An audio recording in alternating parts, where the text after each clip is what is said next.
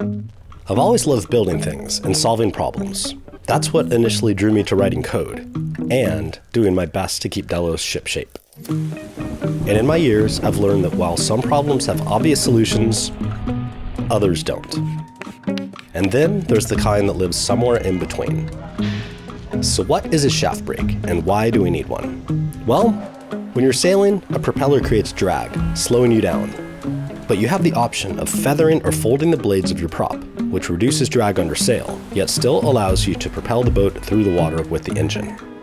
In our case, our Brunton's EcoStar prop blades will feather sideways, but in order to make that happen, we need to stop the shaft from turning, hence the shaft brake.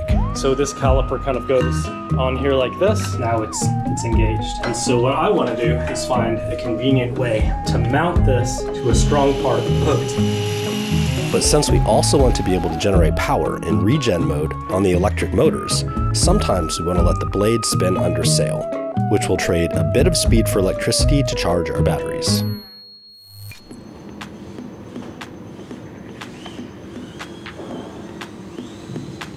This is a disc brake. It's very similar to, I guess, what you find on the wheel of a car. It goes on the shaft and it bolts onto the Sigma drive. And the whole purpose of this is to keep the shaft from rotating. So in order to feather our propellers, we need to stop the shaft from rotating. So this is when it's not feathered, when it has force of the water right here. So it spins and then it feathers, just cuts through the water. Also because we have a hydraulic transmission, the hydraulic transmission will not lock the shaft for us like the one that we have on Delos will do. And the other reason is, since we have a hydraulic transmission, there is a limited amount of time that the transmission can spin without having lubrication, and lubrication comes from the diesel engine basically running the internal pumps. So it's important that when we're sailing, we stop the shaft, which feathers the props, which solves that problem and also gives us more speed. You can see the Sigma drive, prop shaft, the disc I'm telling you about, and then this caliper will sit right on top of this disc. You can see how it's loose now when I squeeze these two together. Now it's engaged. Which works really great when you have a diesel engine, because you start up the diesel engine, it starts spinning, it applies hydraulic pressure, which then moves this cable. So when it's running, it's like that, disengaged, and when the diesel engine is off, it squishes like that and locks it in place. And so what I want to do is find a convenient way to mount this. So what I was just kind of thinking about is taking some 10mm thick flat bar, one here, one here, one here, and one here. And then once those are in place, we'll be able to weld a little angled corner bracket over here with 2 bolt holes. I think it'll make it removable, which would be nice. So if I ever want to get all this stuff out, I'll just unbolt those. Shoo. All right, I'm off to the races.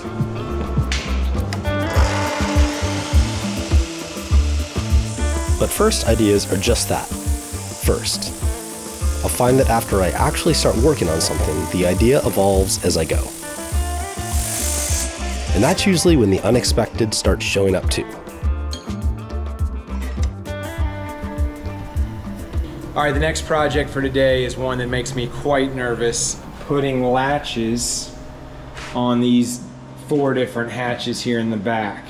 I'm gonna measure over, get my center spot, and then I've actually made up this pretty cool little jig here that when I put it against the front, I can then measure up and center that, and that's where I'll take my hole saw, and I know that if I drill right there, I know that that'll give me the right distance so that when I install it, that the arm will actually swing under and latch.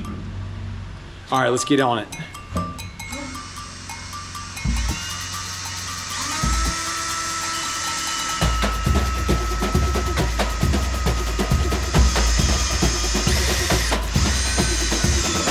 Putting the drill bit through is the easy part.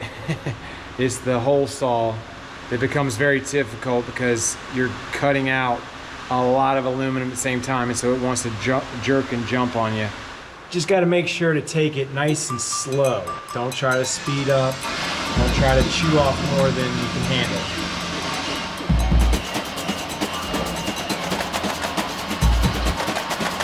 Again, it's not easy sitting here drilling a hole in a perfectly good looking boat, but Brian said to.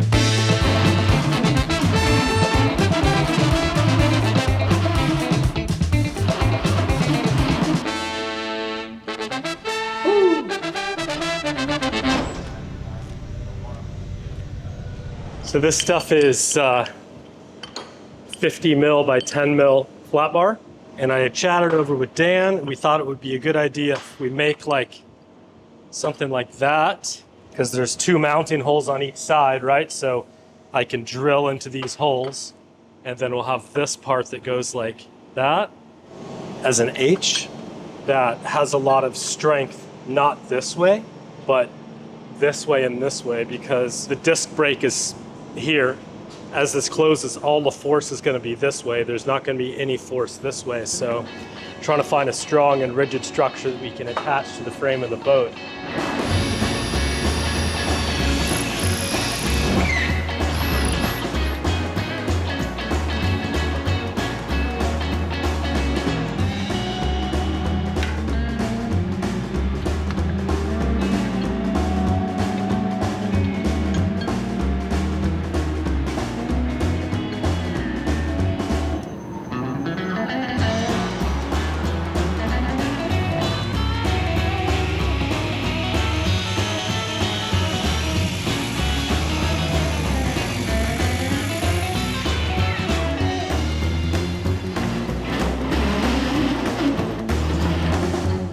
Boom.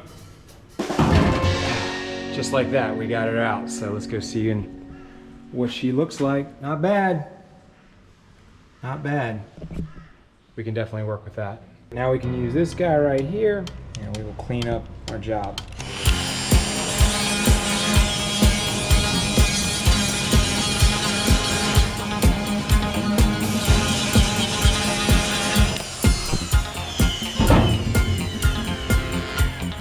A lot better.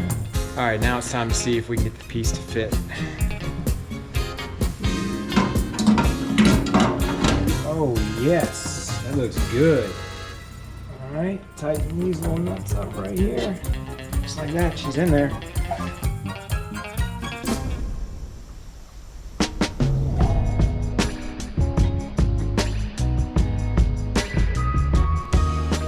All right, just got into work today. We're starting with a pretty good sized project. We're getting ready to cut ourselves a big bulkhead right here.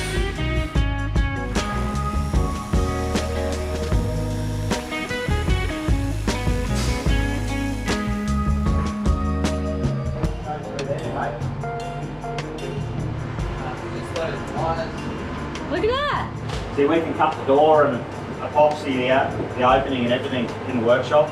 Yeah. Once we get it on the right frame anyway. Meanwhile, in Shed 6, some interesting developments were underway on the shaft brake system. When Steve came to inspect my shaft alignment, he gave me some ideas and some pointers, and that this brake can't actually be fixed. It needs to kind of float and be able to drift back and forth on the disc itself. And so I've revised my design a little bit based on that. What I'm actually going to do is I'm welding up the bracket now.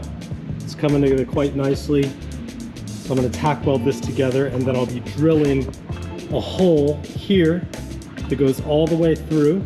Inside that hole, I will put an acetyl bushing with a bolt inside of it, and so that'll allow the thing to center itself on the disc and still give it plenty of force to stop the shaft from spinning. So figuring out as I go. It's a lot of fun. I really enjoy doing stuff like this.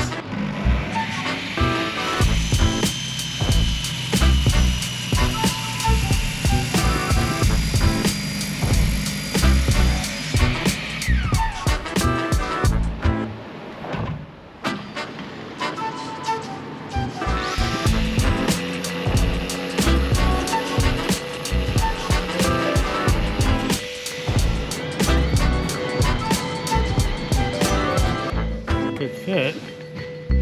Here's my acetyl bushing, and this bolt will It'll go in through there, and then it'll slide up and down on that. And this part clamps on here. Cool, halfway done. With the starboard side bulkhead loosely in, an hour spent just standing there staring at it, one question kept circling back. Was frame 8 really the best spot for it? Or should we push it back to frame 9, giving us a little bit more space in our cabin and a little bit less space in the head? Brian and I have been chatting a little bit, and instead of having the door right as you come down the stairs, instead of the door being right here, we kind of want to push it back to have it right before you enter into the head. In my opinion, it kind of opens up the space as you come down into the master cabin. The bed is over here, and instead of having the wall right here in the door, we're pushing it here.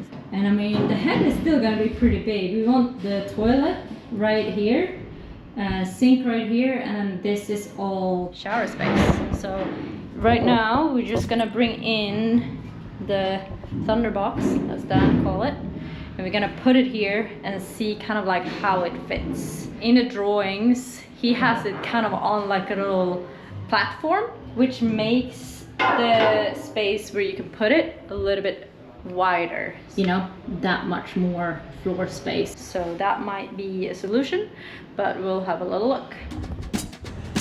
All right, next up, back on the floor panels.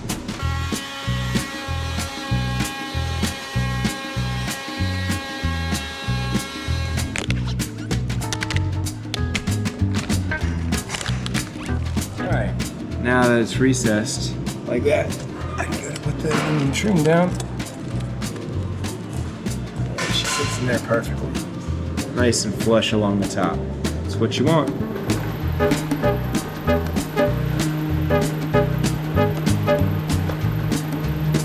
While I'm drilling on these, take time to go over to the subscribe button and go ahead and hit that subscribe button. Because statistically, about 45% of you guys are not subscribed. And there's no way we're gonna hit that 1 million subscriber mark unless you guys jump on board.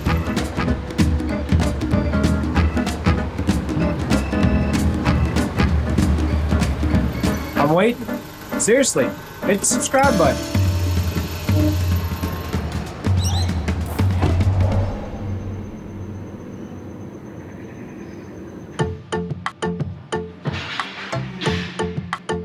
And look who's here. I'm here. Welcome back. You like the boat? I love it. She's so beautiful and big. Huge. Huge, right? Yes. So while I tinkered on the shaft brake, Kaza and Normor were on a mission to make a final decision on the layout of the head in the master cabin. Yeah, I think we kind of decided we're gonna have it sitting like this because the way that it's shaped in the back, I think you're gonna give optimal kind of space, and we might raise it up a little bit because it is quite a low toilet. So if we raise it up a little bit, also we can put it further in as the hull is kind of, you know, goes out. And I think it will be good enough space for us with like this kind of sink cupboard coming right here, and making this door a little bit wider even on both sides. All right, I'm just about finished with the shaft brake project. It's taken quite a while, but I've worked on it a few days here, a few days there. Needed to get some pieces, but I'm really happy with how it turned out. Let me show you how it all fits together. So this is the nearly finished unit. The only thing we have to do to finish it is we have to weld the outside. I had these acetyl bushings machined up so they fit in there, and then here's my M16 by 200 mil bolts, and then I cut this bracket, which you'll notice is shorter on one side or the other. So this is actually meant to sit like this, which will be at the exact angle of the disc brake. And then once it's set at the correct angle, as the engine moves forward and aft, this part will be able to kind of like slide along like that and keep itself centered. yeah, the last thing I have to really do is get this part welded in. So I'm gonna fit everything together. I get this centered on the caliper. I tack weld this in. Okay, just a couple of tacks on there to hold it. I'm using the caliper tightened on top of the disc to keep it centered. So that's why I've got this line tied around it. So I know it's centered and at the right angle. Now that I have it tacked, I can undo it, make sure it spins and doesn't rub. And okay, so that slides like that. Okay, I'm real happy with how this turned out. So it spins and it doesn't rub on the pads. And this is at the right angle, so this guy can shift this way and that. So that will account for the engine moving forward on the mounts and also any wearing of the pads. We'll call that project a success. That was a bit of a project, but it turned out really, really cool, and I think it'll work pretty well. But mine wasn't the only project coming to an end. What's happening, Ryan? Well, we've been working on the flooring in the starboard for a while, getting all the hatches put together. We got bulkhead number 9 is in there. Still got to trim around the door, but it's a really cool spot we're at right now. We can walk on that side now. We haven't been able to walk on that side for the month I've been here. Exciting! Reveal time! Check it out. It's got a floor. No Got a bulkhead. You can walk on it. No more. looks so good! No more tiptoeing down the metal.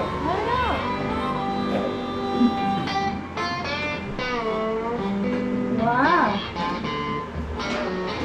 Oh, look at that. Dang, bro, you knocked this side out pretty quick, huh? It's been a team effort here, I'd like to say. Nice. Good way to end 5 weeks of hard work is It's a hard labor.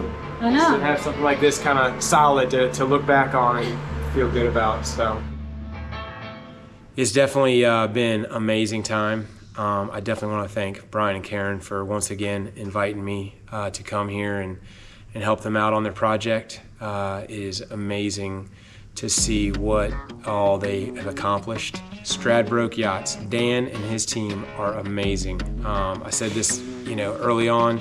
I'm not here to try to help them out. Those guys know what they're doing. I'm just here, lending a hand. We're gonna miss y'all. Y'all come back now, here? Dan is so happy to have his shop back. He is tired of me making such a mess, so I'm sure he's like, about time. Yachts tonight. So what's next for me? I leave here in a couple of days to fly back to the United States and go back to work. And I do get a lot of questions from people. Ryan, what is it you do that you're able to take so much time off and be able to go and help Delos out? Well, I'm actually a hiking guide for the Speckled Trout Outfitters. You may have noticed the banner in the background. I take people in the mountains of Western North Carolina and take them out and take them up mountains, show them all the cool things we have to offer there in Western North Carolina. We also do destination fly fishing trips. Yep. Places like Mexico, Patagonia, we go down to Cuba. Anyway, thanks again everybody for all the support and the love that you send these guys. It means a lot. Brian and Karen work twice as hard as you guys ever see, but trust me, your guys' words, your guys' support, it means a ton to them. I also just want to say, again, I'm always pushing for this. I'd love to see these guys get to 1 million subscribers. So if you haven't, please hit the subscribe button. It's free. It shows that you guys are supporting these guys. And it helps them and goes a long way.